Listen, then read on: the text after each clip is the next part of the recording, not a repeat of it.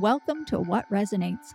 This podcast is about tuning into energy, intuition, and what feels true for you. Each conversation invites you to notice what sparks curiosity and feels aligned, opening a wider field of possibility for yourself and for humanity. Keep tuning in and follow what resonates. Welcome to What Resonates. I'm your host, Andrea Kennedy. Today I have Dr. Jason Yuan, and he's a naturopathic physician. He's an acupuncturist, an educator, and founder of Consciousness Cartographer. He helps people better understand the human energy field and its role in health, transformation, and inner development. Through workshops, writing, and digital content, he translates complex ideas about subtle energy and consciousness into practical, grounded insights for modern seekers, clinicians, and lifelong learners. And I got to tell you, Dr. Jason, we are lifelong learners here.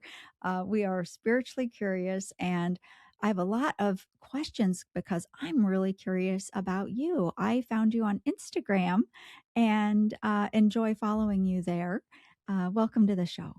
Thank you, Andrea. It's a pleasure to be here, and thank you for having me. Absolutely. You're a trained naturopathic medicine doctor. Also, you know all about acupuncture. You help people with acupuncture as well. But you are also very deeply into biofield medicine, I would say. Biofield tuning, maybe you're aware of. And anyway, we'll explore that. But the aura, people might know it better as the aura, maybe, the energy field, um, and energy healing. So I'm curious about your background a little bit. Um, what helped you maybe first look into avenues beyond the physical body? Because my before you get started, this is rooted in this question: how does one become a naturopathic doctor in today's world? And I'm wondering if you didn't start out in the traditional sense. Yes, So yes, right. That yes. has a huge part to play in sort of where I am today in terms of like talking about like energy healing, energy medicine, biofield therapies. You mentioned that I'm also an acupuncturist, so I would say my path to like naturopathic medicine, which is sort of related to what I'm talking about now, with talking more about holistic modalities with energy healing is that I had my own set of challenges. I would say I've inherited when I first came out of my mother's womb. And it was basically I had chronic severe atopic dermatitis or eczema. So, long story short, basically, I went through all the conventional Western allopathic conventional care standards for treating eczema. Um, but, it didn't really address the root cause. So my family being Chinese, they took me to, a traditional Chinese medicine herbalist, to acupuncture. And that's when I first started seeing some results, which was helpful. But I would say I didn't like next day, like, oh, I'm going to be an acupuncturist. I'm going to be a, herbalist. I'm going to look into more natural medicine. I think that what eventually happened was that I discovered like meditation. So this was back in college, and I was on the path of studying like computer science or engineering and something really boring like that. So you know, when I discovered meditation, I noticed like, oh, I feel this energy shifting in my body. Oh, I'm seeing these colors, and I think that may have triggered some um maybe some certain ideas, skills, knowledge in me that I didn't know consciously, maybe in this life, if people subscribe to the idea that we're spiritual beings having a human experience. So you can say maybe it triggered some past life inspirations. So yeah, after that, I looked into a trying to study energy healing, and the first modality I found was pranic healing. And again, very coincidentally, I think things don't happen, by chance. This person that led meditation at my college came from India, and he was very, very much into pranic healing. And he said the reason he chose this college was because there was a pranic healing center nearby. So that's how I got introduced to the energy healing modality world. And it really helped me in terms of my own health again. So that really opened my eyes like, oh, wow. So health isn't just physical, right? There's this dimension of energy that traditional Chinese medicine, acupuncture has talked about for, thousands of years. And now that I finally get to experience it, practice it, use it, that's what pushed me. Okay, let me go into this holistic path of studying naturopathic medicine, which is basically in the United States, it's a primary care physician in states that are licensed. So you see patients normally you would do like any other time in the year if you have to visit a doctor, except we specialize in more herbs, botanicals, lifestyle interventions, diet, nutrition, things like that. So I would say it complements everything very well in terms of my sort of position now. And I still see some patients here and there doing acupuncture as well. But as you've highlighted, the energy healing, the biofield therapies, is what resonates with me. So yeah, speaking to the title of this podcast. And so you weren't in college to be a traditional medical doctor. You were studying other topics like computer science and engineering. Yes, I would say I transitioned to pre-med, to biology, and then Mm, from having those prerequisites, I was able to apply to naturopathic medical school, which has a certain standards, and then you apply, interview, and you get accepted, and things like that. Yeah. I see. Okay. That is fascinating. I really appreciate hearing the organic ways, that people end up on their pathways. I think it's really neat because whatever we have planned for ourselves, oh my goodness, it just does not work out like that so often, right? Yeah. Yes. So that's where all the fun stories come from and the synchronicities and things like that.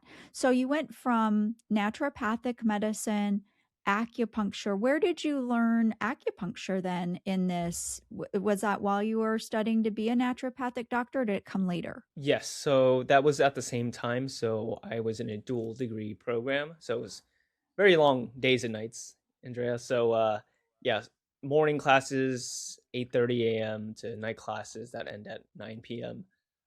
So I got it all done because this the graduate school of health sciences that I was in, it had both programs. Chiropractors would do it too, and so we had some overlap, and yeah, that's how I sort of got it all done in one package. Wow, that's very rigorous, sounds like. Okay, and so now I stumbled upon you because you share a lot of research out in the world to help. Well, and I'm not even going to fill in that blank. I would like to hear from you. What is your why do you share the research out there publicly the way you do? And what is the question you're trying to answer in that part of what you do? I would say that is a excellent question, Andrea. No one's really asked me that before. And if I really were to tell you, you would have to break open my diary, um, because it's very much a personal passion project that comes from a core belief in mine that has still continued to evolve in terms of how one shows up in the world. And I say that saying that speaking to the beginning, I believe that we're spiritual beings having a human experience. And the founder of pranic healing, his name is Master Choa Koksui, who, fun fact, is born on August 15th, which is the same birthday as Usui, the founder of Reiki. And another fun fact, Master Choa said that they both come from the same lineages, healing lineages. Okay. Um, so with that being said, Master Choa Koksui said that the union between science and spirituality is already in progress, and that energy healing, energy medicine would be one of the bridges that would help connect those who are conventional left-brained, scientists to see what people who are already open to the path of spirituality, has been talking about. So for me, at heart, I say it comes from my diary because I believe that this leads to the concept of oneness, how we're all connected, right? And um, where souls that are made of pure energy with consciousness, and that for some reason, somehow, that we're in these bodies, we're still able to affect um, one another, whether consciously or subconsciously or unconsciously, and more specifically through so many different healing modalities, like Reiki, like pranic healing, that the goal is to alleviate suffering, but also to bring people back on the path of spirituality. So I would say that's sort of my reason for talking about the science, because it was the path of least resistance for me in terms of opening up and sharing to the world in a positive way where I can sort of express some of my beliefs and views, not so directly but indirectly, and support other people like you found my content. And it's encouraging, right? Because I think a lot of people, I'm grateful for my science background because I can read things and break it down without jumping to too big conclusions and making sweeping claims and statements, which is a challenge for people that are already open to this because they know it works, they believe in it. So I sort of take the middle path approach, right, like in Buddhism. So I'm grateful for my science clinical background, but I'm also deeply spiritually rooted to my practice, my teacher, the modality. And yeah, I think that was always the goal, is to share educational videos that resonates with people, and then hopefully help them come to their own conclusions when it comes to finding modalities that works for them. I just so agree with you on that. Uh, my vision, how I have, I guess, defined your work as far as how much I've seen of it so far, is a bridge.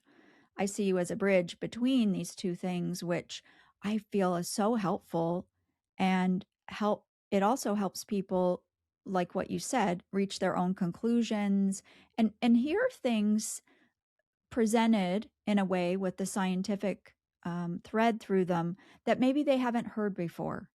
And it's kind of like a lifeline, I think, for a lot of people, especially if they've learned different modalities and maybe their family isn't on board, or they live in a place where they can't really practice out in public because it's not accepted.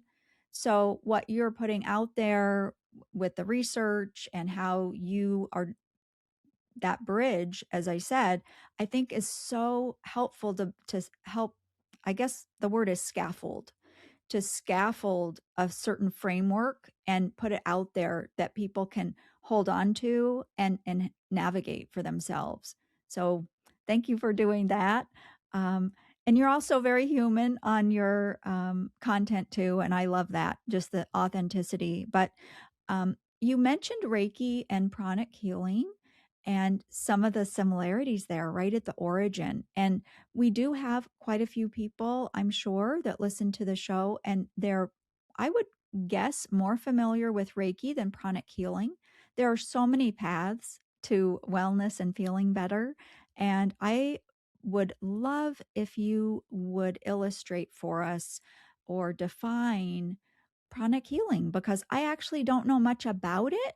And if you could fill in those blanks, that would be phenomenal. Yeah, and yeah, I would say it's one of the modalities that deeply resonates with me, um, and I would say that the founder, Master Choa Koksui, said that Reiki is sort of the foundation of modern energy healing as we know, right? So we understand that there was ancient forms of energy healing in different schools, such as in ancient Egypt, in Chinese culture with external qigong.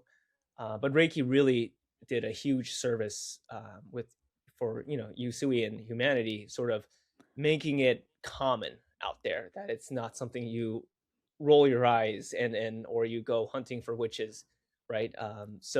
And that's where the differences start. So with pranic healing, the modality is very, I would say, it begins very left-brained. I mean, more left-brain oriented, and I say that because the energy is all the same, as we know, Andrea. When we work with a client, right? The left brain part comes from core principles that, again, we're spiritual beings living a human experience, and just like a living organism, we need energy. So certain energy centers in the body can be depleted, or it can be blocked or congested. So very similar to acupuncture, those definitions would be deficiency or excess. So with pranic healing, what we do is we use certain techniques that are more hands on without touching, in terms of bringing energy into the body or releasing, cleansing, removing congested energy out of the body. Okay, very similar again to acupuncture techniques, which you would, move the needle one way or another way. So in pranic healing, it's all untouched, and we would use certain techniques to, again, put energy in, put energy out. Um, and these ideas continue to build when we talk about more complex conditions. So people with um, rheumatoid arthritis, people with cancer, all the way down to people with migraine headaches, simple pains. There's what's called protocols we use. So protocols are basically what I call like a recipe, right? Just like you have a recipe to bake a cake, you need to know how much, eggs, flour, ingredients in a step-by-step manner. These protocols approach people that come in just like, if you were to go to a Western allopathic doctor, right? They give you a diagnosis, and based on that diagnosis, they give you a treatment. So these protocols would go through the most commonly affected energy centers, or what we call chakras, and it would go in and either clean or energize. And on top of it, we use certain techniques, colors. That's a little bit more farther down the line. But the goal is to, again, restore balance and harmony into the body, right? We say that pranic healing, as you know, with Reiki, it doesn't do the healing, it just removes the obstacles for your body and stimulates your body's normal repair mechanisms. So that's what helped me, basically. So when I had, to give the audience an example, when I had over 20 years of chronic severe eczema, to the point where I would be oozing and bleeding, and I had to be like bandaged up like a mummy to go to school. Right? It was very challenging, very difficult. It felt like my body was just simply malfunctioning. With pranic healing, what helped me was that I was able to identify the places in my body that were blocked, congested, or deficient. Now, this is another very important aspect in pranic healing, which is we use scanning. So, scanning is basically your hand becomes like a metal detector. Again, all energy healers know this, but we really kind of hone in on this. And for me, I was able to find certain spots in my body, in my energy centers, that were um, consistently blocked and congested. So until I was able to release those areas, nothing would work. But after I would release those areas, then things that were supposed to help me, right? So diet, medications, natural supplements, products, things like that, then it would start working. Okay. So there's an interesting um, view here, which we all understand, is that the energy body is a reflection of the physical body. So when you make changes on the energy body, or what science calls the biofield, right? Um, that is like the blueprint for the physical body, and it takes time for the body to materialize those changes, right? Because the energy body changes first. But for me, it took some time. It didn't happen overnight. It took me a course of a couple of years, of course, having this condition for over 2 decades. Um, but yeah, the process was very simple. Just I had to identify, diagnose where things were wrong, follow the protocol, follow the steps, and then I had to repeat it, and then everything started to open up. Now, this was on the physical perspective, but there was a lot of emotional and mental perspectives to this as well. But that's to give everyone an idea how pranic healing comes in, because I say it's more left brain because it approaches everything more from like a scientific framework, and it's and we also say, come to your own conclusion, right? Because all these are techniques, right? So it's like when you get a recipe, right? Don't trust the recipe just because I gave you it. Try it, test it out, see if you do get the cake at the end. So that was the process for me. Oh, yeah. I love that analogy. Yeah, in Reiki, what we tend to do is we allow the energy to decide what to do, but we also do biosen scanning. I'm sure a lot of different energy modalities use the hand to scan. Um, I also had some training in healing touch, which those that was more technique driven as well.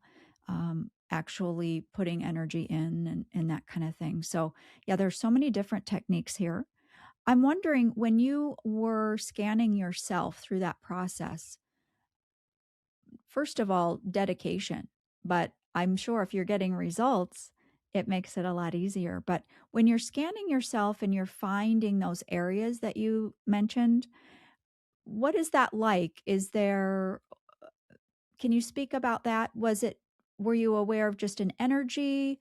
Was something revealed to you about a root cause or a blocked emotion? What's possible with the scanning?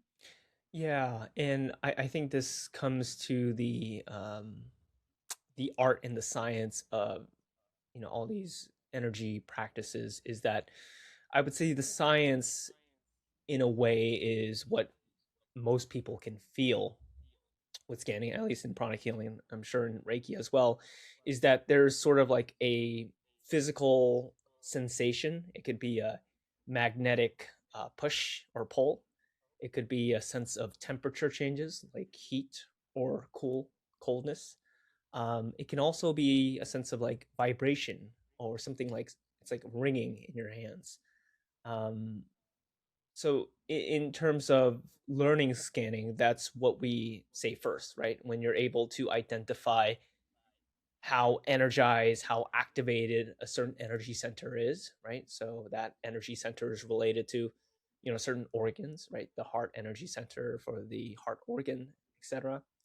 Um, but also there are more, I would say, qualitative data information that is very unique, very diverse, and it depends on the filter of the person going through the scanning exercise. So as you know, there is extrasensory perception, and I would say on a scale like what I just described, those physical sensation is the grossest level, the lowest level. Lowest not being the worst, but just on a spectrum of how fine and subtle things are. Though that seems to be the least subtle, where in which like most people, you kind of pull them off the street and you kind of get them to feel the energy in their hands.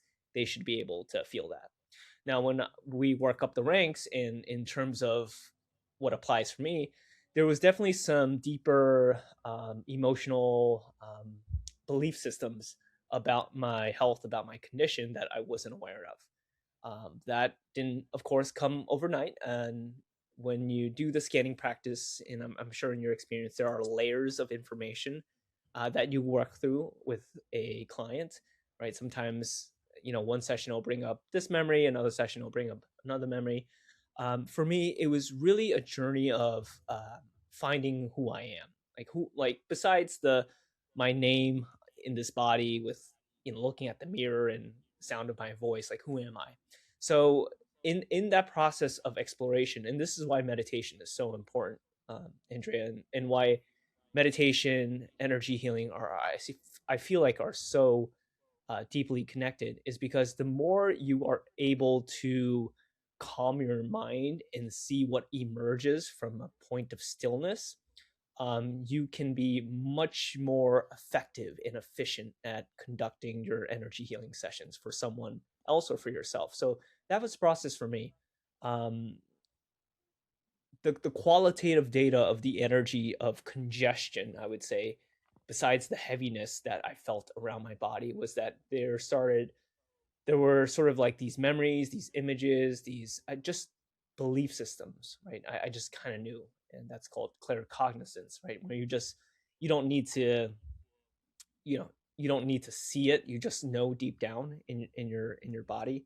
And I knew that this again was something I had and I held on to probably from previous lifetimes, that was not addressed, and therefore it showed up this lifetime.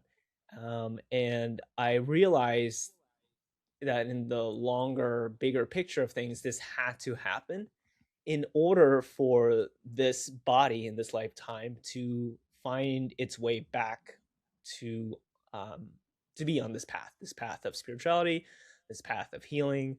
So I knew that this was part of my mission, anyways. So that gave me a lot of relief.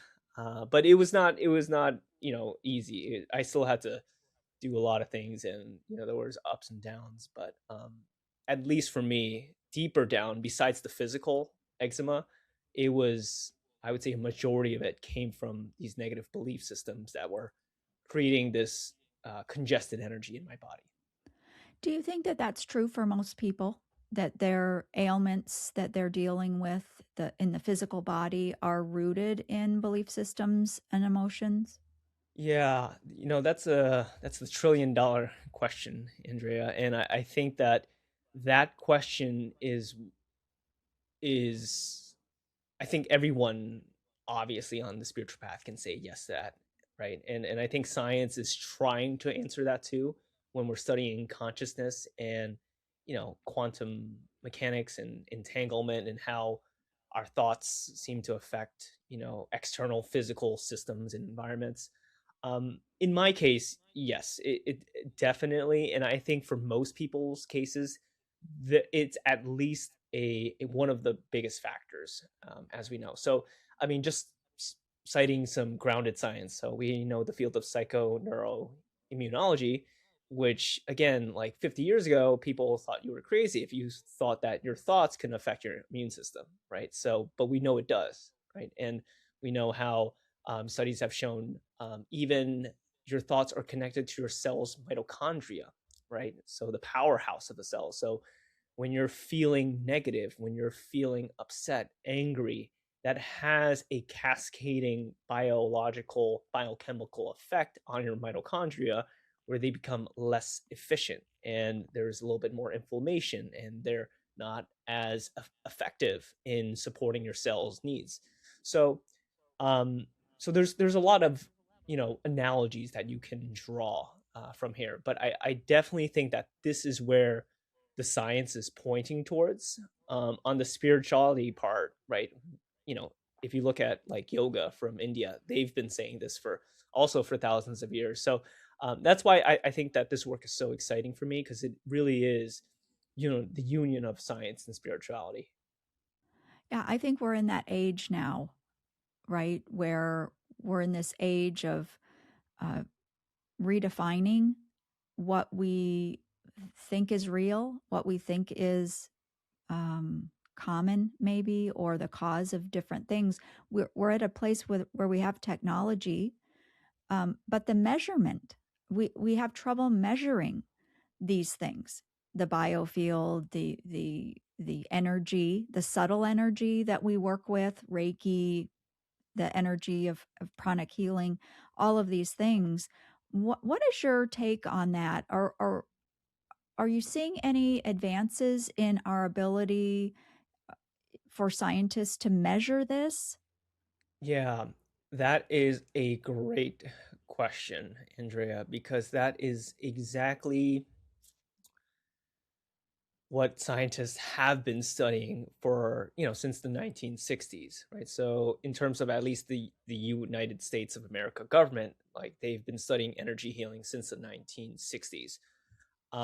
But there have been so many challenges because we're trying to measure something that is invisible not only to the human eye, but to many of the instruments and technologies that we have. So um, there have been, I would say, technologies, devices, such as Carillion photography, the gas discharge visualization, technologies, things like that.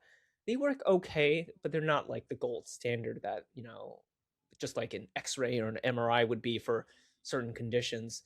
So I think that what science has been trying to do is go from the other end, right? Not try to prove that this prana energy chi is real, but what can it do if the practitioner is doing the technique, the exercise? And that's why I'm so excited about the recent uh, research coming out of MD Anderson, which is one of the top cancer hospitals in the world, in the United States, studying energy healing in a very unique way. And I would love to get into that if that's okay with you.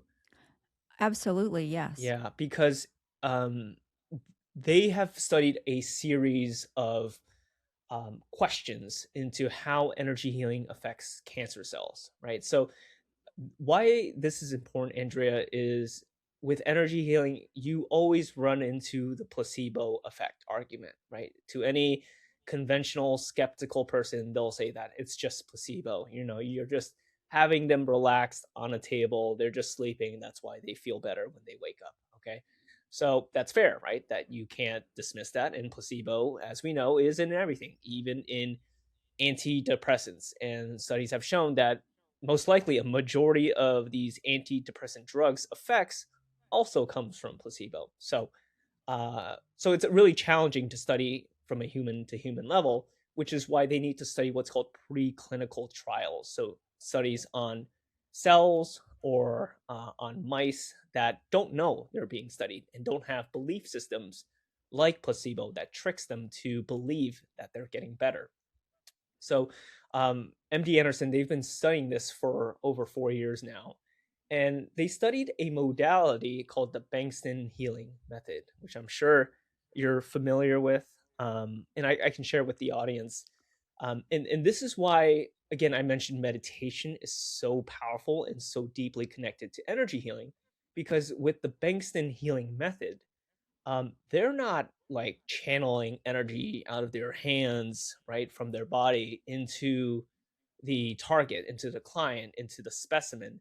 What they're doing is a rapid visualization exercise, right? When people talk about manifestation, right, you want to visualize your future desired state. So what they're doing is they're rapidly visualizing a future desired state and cycling it over and over and over again in their head.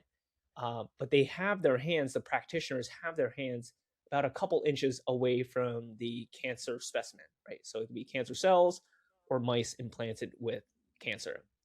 And what they found in this recent study, and they're coming out with a huge documentary series on it called Phenomena, because it is a phenomena, because you can't really explain it, is that the not only did the cancer growth slowed, but also the cancer spread, the metastasis also slowed down as well. And they found through genetic signaling that certain markers, genetic markers that drive cancer metastasis, was downregulated, right, during the biofield therapy, during the Bankston healing method. Okay. And they repeated this. They repeated this across multiple different samples, across 3 different practitioners, right? And they also use what's called a sham control practitioner, which is very, very important, because this is almost like the placebo, right? Because the argument could be, what if it was just some type of the human body's, electric magnetic field, right? The presence being hovering over those cancer cells, right? Maybe that's why. But what they found again was with these sham control practitioners, basically people that had no training in energy healing at all, but copying, mimicking the hand movements, right, and just standing there at a certain period of time, um, it showed that the true biofield therapy, the Bankston healing method, was the only one that was able to produce those types of results, right? So it goes to show, to answer your last question, right? Does consciousness affect one's health, right? And is that a factor in one's healing journey? And based on this evidence, you can say like, well, if consciousness can affect physical biological systems without touch, then one can sort of take a strong guess and say, yes, this might be the case, right? So that's why this research is so important. And then eventually they're going to start talking about doing it on human to human trials there.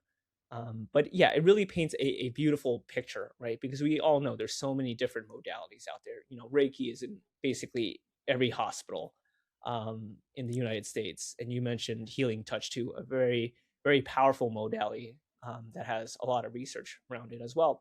So, and I think that's beautiful, right? Because we're starting to see how our, not only our biofield, our energy affects, something small like cancer cells in a petri dish, but imagine the collective, human race, right? And our collective consciousness, and what effect does that have on our future, right? On the planet, on our environment.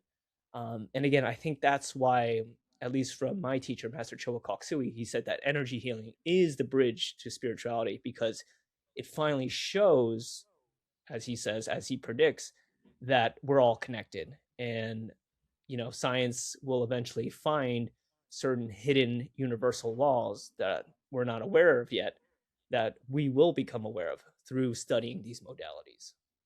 Bring it on, right? I can't wait for that. Um, so I wanted to ask you too, because we're just getting sicker and sicker, it seems like, in at least I'll just talk about the US. Um, Healthcare isn't good, insurance, we don't have to go into all of that, but it's pretty difficult here to have wellness supported. It's like there's pharmaceuticals, there's this and that, and there's a lot going on. Food and something so simple as meditation.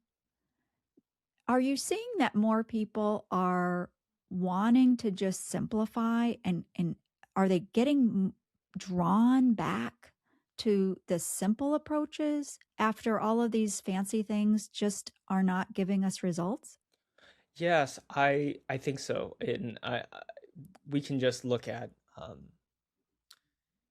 we can just look at like the rise of artificial intelligence and what that has done for people, right? It's making things almost too convenient, right? We already have things pretty convenient with our smartphones, and being able to order things with a touch of a button. But the human to human connection, right, um, is different, on a different level than, of course, me talking to you on a screen is great, but being in person, right, feeling someone's energy in person, and expressing and communicating ideas is on a different level. And I find that what I'm seeing now, at least with my generation, I'm born in 1994, so I consider myself a millennial, is that they're seeking for offline activities, things that actually, you know, um, inspire like conversation, authentic expression, right? Because it's easy to, say certain things online, but not really get it, right? Not really stay connected, and especially with social media. I I, I have a double-edged sort of relationship with social media, as you know, Andrea, because it's a great marketing tool. It puts your message out there, but like you can be stuck looking at the view counts, the like counts, the follower counts, and the algorithms, and how much sales did you get from pushing out a certain package of videos.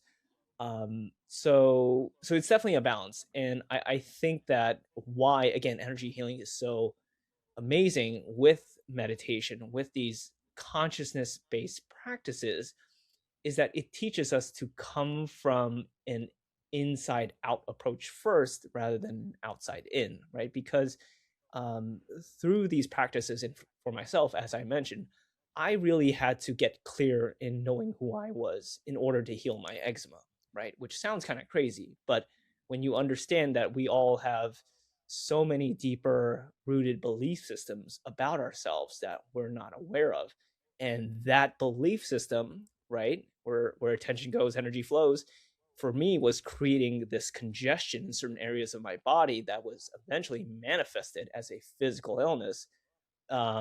Imagine what it does for other people in different ways, right? So yes, I think that meditation is one of the key ways that will help people connect better, even in person. And I think that's one of the, again, if we're talking about the highway of spirituality, like one lane would be energy healing, the other lane would be meditation, and they're all going down the same path. Right, and it's I love this too because anybody can do that. Anybody can come home to themselves for a few minutes and place the focus inwardly. You don't need anything special to do that. It's you're already the full package, just being human. Um, I'm wondering about maybe things that you're seeing as a younger person. So my son is, I think, 2 years older. No, let's see, you are 94, 2 years younger than you. Hmm. My older son is just 2 years younger than you are. Um, what are you seeing with younger people, that are coming to your classes with their attitudes, with their perspectives? You mentioned a little bit already about how they're valuing real life experiences, not being online. What does this mean for energy healing, meditation, these sorts of modalities? What are you seeing? Yeah, I think that especially, I mean, my generation with your son, who I would say is still a millennial on that cusp of, Gen Z, 19, like late 1999, I think is the cutoff. They're very outspoken. They are very, um, quick to point out certain flaws in the old paradigm, and they are not shy about expressing new ideas, new solutions, right? As you can see, and because again, even though they were born, again, maybe not so much as your son, but especially with the Gen Z and Gen Alpha, right? They're born with like a smartphone in their hand already, so they know what it's like, because it's almost something that they take for granted that's already around them, but they can see through the holes and the gaps that the older generations might not be able to see.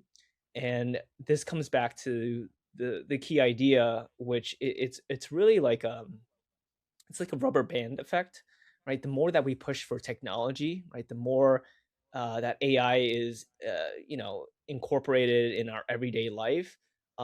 It's like a rebound effect to the other side, where more people will crave that in person, real life experience, because technology will only go as far as we allow it, right? And the dangerous part is this, what's called this transhumanism movement, which is sort of like the dark side of these things, which is very true, right? If we allow technology to the point where we can implant chips in our brain, that tells us, hey, you should do X, Y, and Z. You don't need to think, right? This would be a good idea, right? Because this is what you want. It gets a little bit sketchy. So um, I think that this offline movement is going back to the basics, right? Connecting with nature, connecting with what people did in the past, with just very simple things like sports activities, outdoors.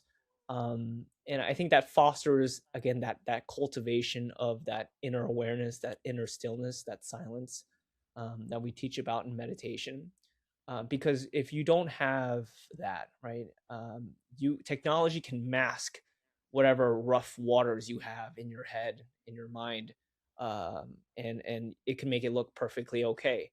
But again, starting from a grounded place where your internal waters of your mind, your emotions, and your body are both still and at one.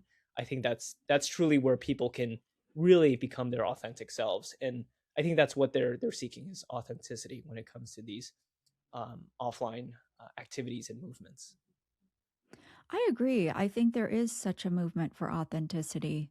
And even in online communities, I have an online community where Reiki people can get together and Yeah. practice and keep learning. And, you know, it's so wonderful not being on social media for that because when you, even though we're online, if you're talking to someone named Martha, we know who Martha is. We see Martha on the screen, Martha, we get to know her. And it's not a bot. We know it's really Martha. So at least there's something there too online that, there are ways for some more authenticity, but I hear you too on the social media and all of that. It's these things are complicated, very complex for us to navigate. Um, I wanted to talk to you about your work. Now, you've talked a lot about meditation and how that can be such a grounded practice and lead to many, many benefits. But you teach pranic healing, and you do that with who? Who can learn pranic healing? What are the prerequisites for that? Yes, and that's why I enjoy um, teaching pranic healing because it's only offered in person. Even the review classes are all in person, so nothing is really, at least the skills based classes, healing classes, they're never taught remotely. Even though we can do like remote energy healing with pranic healing, um, so anyone can take up pranic healing in terms of like the level one course, and there's really no requirements, no prior experience. What we say is that as long as you come in with an open mind, right, you will eventually, feel in the energy, right, and you don't necessarily need to, as you know, Andrea, different people have different sensitivities. Some people that are more right brain creative, they might feel the energy right away. Some people that are more left brained might take them a couple, you know, times of practicing. And the unique thing about pranic healing is that whether you feel it or not, and the same might apply for Reiki, as long as you apply the techniques in the right order, right, through the in the right way as taught to you, you will get the results. And I say this because there is a master pranic healer. So there are about 8 master pranic healers that were directly given this title by Master Choa Koksui to continue to spread these teachings. And one of them is, his name is Master Ko. And the funny story with him is that he, being given the title of a master pranic healer, was teaching these classes. But he was engineer by trade, very left brained, and he couldn't feel the energy. He couldn't feel the energy at all. But he was teaching in a class to dozens and dozens of students, like, hey, this is what you should feel if you scan for this area, it should be kind of around here. Um and and and it was so funny because people asked him, well, if you couldn't feel anything, why did you stay, why did you continue to teach? And he said that he continued to taught because he saw the results, right, not because he felt it. So um it, it's a very interesting experience because it's almost like, I don't know, it's like giving a massage to someone wearing mittens, right? You can't really tell if you're really getting into the right spot. But he continued, he'd follow through, and eventually he sees energy now, of course, and he goes around the world touring with Tony Robbins. So he teaches meditation and a little bit of the energy healing work with Tony Robbins, who's a big self-help business coach figure in the space. So yeah, all that to say, yeah, anyone can learn, can practice. It just takes some time depending on where you're at. And and yeah, if you practice, you will eventually get it. And I think one of the most amazing parts to all this, Andrea, as you know, is the distance healing part, which still to this day, after me practicing for over 10 years, it still blows my mind how it works, right? Because it's like, well, I'm not physically in front of you and you're halfway across the world, but I still feel the energy, my intention in scanning your body and working on you. And and yeah, I think that is such a paradigm shift for people, whether they study pranic healing or other modalities that do have this distant healing component. Which is funny because connecting back to the MD Anderson research study, right? One of the Bankston method healers, he said that he prefers distant healing over in-person healing because when someone's in person, it's already solid, it's already materialized, it's already there. But because with Bankston healing method, it's a visualization technique of a future state. So the distance part actually allows him to be more receptive to conduct that energy because it's not fully formed yet. So that's very interesting to me.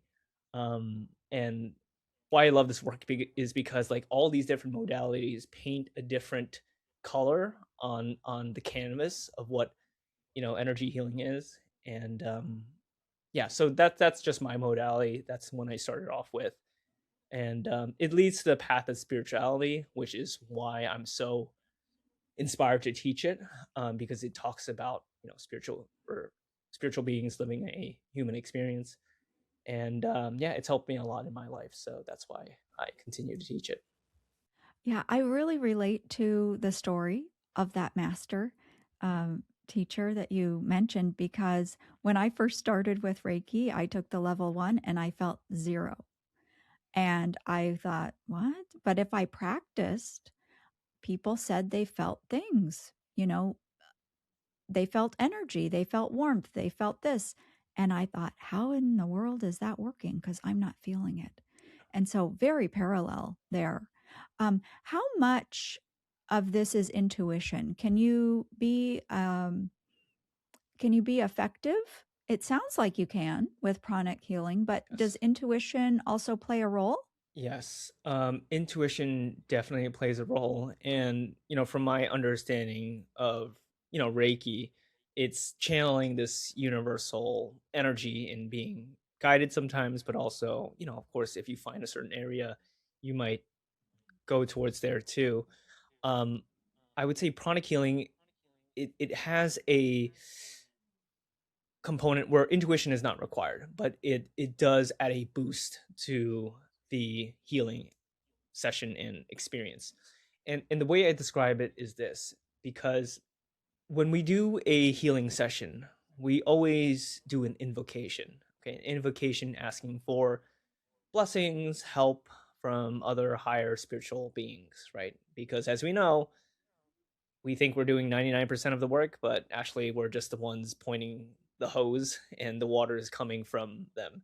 Right? So we're doing less than we think we know we are. But with that being said, is that sometimes the guidance comes through, and the idea I can give this is very obvious. So, let's say someone comes in for back pain, right? And I'm going through my pranic healing book. Okay, I'm going to go through the back pain protocol. Okay, so back pain protocol says to work on these energy centers, says to work on these parts of the back. Okay, but my intuition tells me, right? I'm being guided, drawn towards, oh, something is coming from their solar plexus, right? Which is a very more emotional center, right? It's the clearinghouse of the body. And they have some stress, they have some anxiety going on. And I realized the back pain is just a symptom to more of the root cause of this deeper underlying stress and anxiety. So, but the lower back pain protocol might not incorporate that emotional component. So this is where you kind of like, it's like being a chef in a kitchen, right? Once you've done a certain recipe so many times, you can kind of add in and take away things. So yeah, in that sense, I see that all the time, at least with myself. Um, and it definitely helps because people get more than what they ask for. And even with, I'm sure in Reiki as well, even in acupuncture too, when people come to me for back pain or neck pain, like rarely is it ever just the physical back pain, neck pain. There's always something else, underlying that. So for me, it's like investigative work. But it is a lot easier if you have that intuition component, which is connected to certain energy centers up in your head, because you can sense the guidance, uh, and it'll direct you where you need to be. Oh, fantastic. What about increasing intuition? Does the practice, or let's back up, does learning pranic healing, learning the techniques, does that empower the intuition? And then the next question is, what about the practicing of pranic healing? Do you actually get stronger intuitively? Yes. Yes to both. So I would say even before you do the pranic healing practice, right, the healing techniques, um, going back to why meditation is so important, we have a core staple meditation called meditation on twin hearts. Okay. It's called the meditation on twin hearts because it activates your front heart energy center, but it also activates your higher heart energy center, which is what we call the crown chakra, the crown energy center. Okay. The reason being is, as you've heard of, like heart brain coherence, right? The idea of activating your heart first helps activate your crown center, right? And your crown center is the center for higher intuition, right? Picking up on guidance messages, but it's also the center where a lot of this, what we call divine energy, flows down first into your body, which you can use for healing purposes. So, a person that has a larger, more activated crown energy center is able to facilitate the healing process better. Okay. And that's through just the meditation practice. Okay, so that's something we recommend day one of, before even you learn any pranic healing. We do that meditation because it's so important.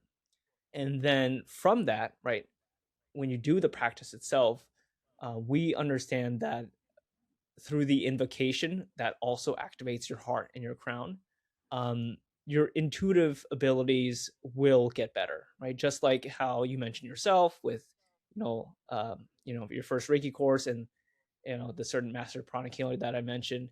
The more that you practice, the more that this energy comes in. It's like fertilizer, right? It's like growing, nourishing, building up your energy centers, your chakras. um, and in that process, right, everything starts to balance out. And based on your constitution, I would say, and when I say constitution, meaning that if you're left brain, more right brained, it sort of finds its own way.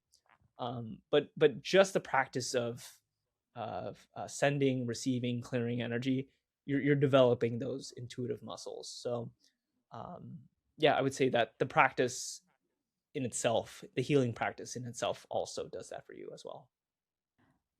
That's very interesting. And so you've mentioned meditation, and an invocation. In I'm This is my last Reiki question, but it's just I have to ask it. In Reiki, you probably are aware we do a thing called attunement, or in the style I teach, we call it a placement. In pranic healing, is there something like that, or is it the meditation, invocation, and things like that? Yes. So in terms of doing the techniques for the healing, yeah. So in terms of the techniques, we do certain hand positions, all non-touch, all a couple inches away if you're in person, or if I'm working on someone remotely, there are certain hand positions I would use. And these hand positions, to make it really simple for you, Andrea, and the audience, is it's sort of broken down into two steps. Okay.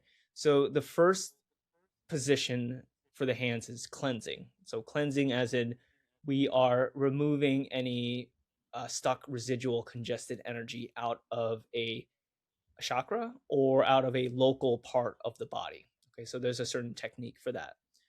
Once that's done, then we move on to energizing. So with the energizing, that's a different hand position. and there are certain things you're aware of, right?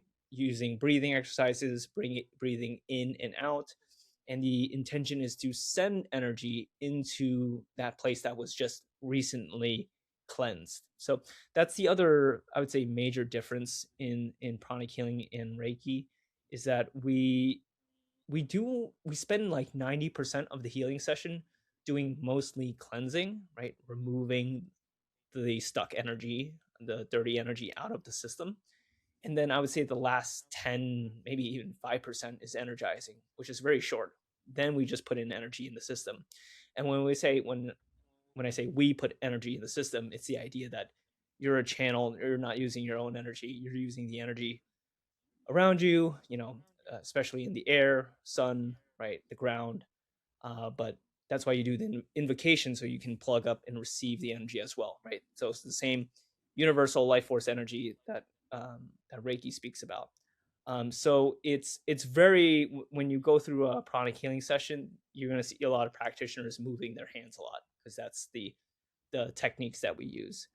And from my understanding of what Master Choa said, was that because Reiki was much earlier, right, in the early 1900s,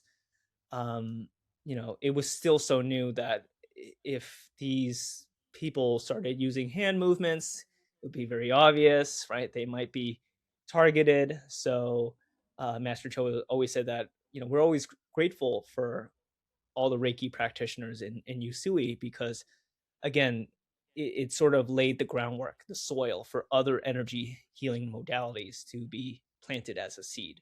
So it's not as, taboo anymore. Absolutely, we are evolving, right? Even in the Reiki world, there's been a lot of evolution, a lot of change from the traditional way back then.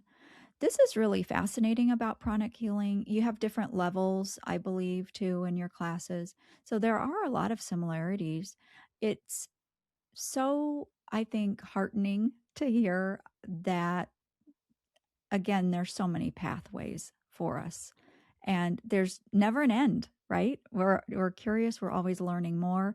What would you say before we go? What is most exciting for you right now? I mean, what are you, when you wake up in the morning, what is exciting for you in your work? Yeah, I think I'm most excited, Andrea, is just we're on the cusp of a um if you were to look at humanity's history like a textbook, and you were to flip to a page, it's like, oh, what era would you love to incarnate into humanity? I'm like, I'm gonna choose this one, because although we don't have the flying saucer spaceships yet, I think we are on the cusp of a consciousness revolution, which to the idea again is that it's like a soul that has been asleep for so many years, and many years, right? For at least for what they tell us is the history of humanity. But a lot of these ancient masters, they come back, they reincarnate to try to teach us these teachings in yoga, in Reiki, and pranic healing, is that you're a spiritual being living a human experience.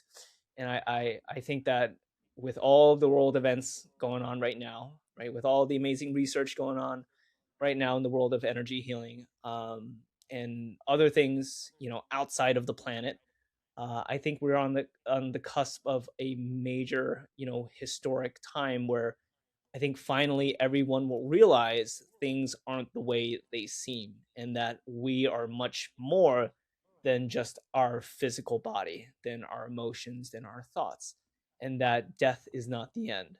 So I think that's what makes me really excited about this. And as you know, to be a part of this change, from so many modalities, from so many different lineages, it's a really big responsibility. But I love how someone put it. It's like you come into this life knowing you're going to climb Mount Everest, right? It's going to be tough, but it's going to be fun, right? Because it's a big challenge, and when you get to the top, you're like, it's going to be worth it. So I think that's what makes me really inspired when I wake up in the morning. It's like, oh, more and more people are starting to see this, and I'm not alone. And people like you and with your Reiki community and, all these different communities. And what I've learned is that, in this coming age of the Aquarian age, is that group work is going to be so important, right? Because with technology, people overnight can be, famous, right? One person. But what's really important is that we have to synergize our energies, right? Um, and Master Choa Koksui always says that when you meditate in a group of, three or more people, right? It's like one person meditating alone for 1 month alone.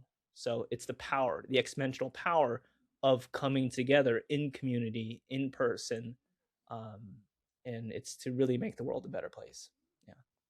I'm so excited too. And thank you so much for this conversation. And how can people connect with you, Dr. Jason, and find out more about your work and your classes? Yes. So they can just my main page is on Instagram. That's Dr. Jason Yuan, Dr. as in Dr. And I'm also on YouTube, TikTok, and I also teach classes, pranic healing classes. So by the time this recording comes out, I'll have another class in August, which I will share the link to for your audience. So I teach about once a quarter, and I teach in New York City, in Manhattan. And yeah, if anyone has any questions or are curious, they can feel free to message me on social media, and I can also leave my email down below for everyone as well. Yeah. We appreciate that. And we'll share those the contact information and the links. We'll share those in our show notes and also the video description on YouTube. So we'll make it easy for everybody to take the next step and learn more. Thank you, Dr. Jason, for being here. It's just really been a joy to talk to you. Thank you, Andrea. And I really have to say you're a great host, and you ask great questions. And I have to compliment you on one of your first questions that you asked for um, one of my reasons for doing this, because no one has really asked that question. So that was a good Oh, one. So it made me reflect back on my diary and journal. So thank you. you're so welcome. You're so welcome. Thank you for tuning in. Keep trusting your truth, keep listening to your inner wisdom, and keep following what resonates. To sign up for the newsletter, leave a review, or connect, visit whatresonatеspodcast.com. You'll also find everything linked in the show notes.